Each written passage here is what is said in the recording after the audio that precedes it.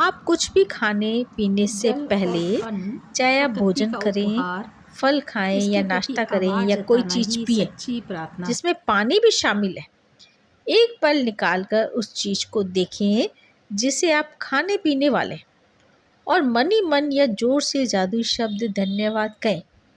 और यदि आप कर सकें तो बस एक निवाला ही लें और सचमुच उसका स्वाद लें।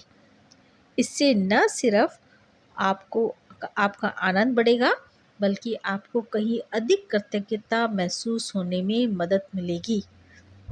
आप मेरी तकनीक भी आजमा सकते हैं, जिसमें मुझे और अधिक कृतज्ञता महसूस करने में मदद मिलती है। जादुई शब्द कहते वक्त मैं अपनी अंगुलियां भोजन या पेय पदार्थ के ऊपर लहराती हूँ, मानो मैं उन पर एक जादुई धूल छिड़क रही हूँ।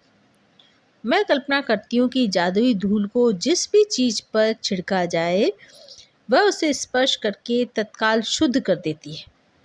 मुझे सचमुच लगता है कि कृतज्ञता एक जादुई तत्व है, इसलिए मैं इसे अपने खाने पीने की हर चीज़ में मिलाना चाहती हूँ।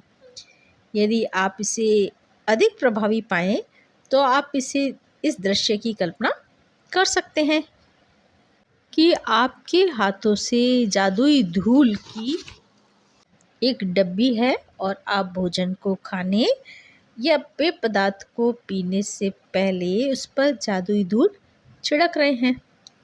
यदि दिन में किसी वक्त कुछ खाने पीने से पहले आप जादुई शब्द धन्यवाद कहना भूल जाते हैं, तो जैसे ही याद आए, आंखें बंद करके उस समय को याद करें जब आप भूल गए थे। जब आपने खाना पिया था, मन ही मन उसके एक एक पल को एक दो पल पहले के दृश्य की कल्पना करें और जादुई शब्द कहें। मान लो कई बार क्या होता है, हम ग्रुप में भोजन कर रहे होते हैं और हम बातों बातों में ही भोजन शुरू कर देते हैं और धन्यवाद कहना भूल जाते हैं। तो कोई बात नहीं, भूल गए तो, लेकिन जब भी आपको याद आए तो जब आपने खाना पीना शुरू किया था उससे एक दो पल पहले का दृश्य की कल्पना करें और जादुई शब्द धन्यवाद कहें।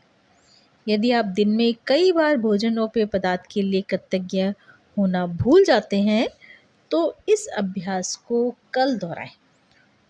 आपको अपनी कृतज्ञता बढ़ाने का कि एक दिन की भी चूक नहीं करनी चाहिए। इस पर आपके सपनों को साकार होना निर्भर करता है।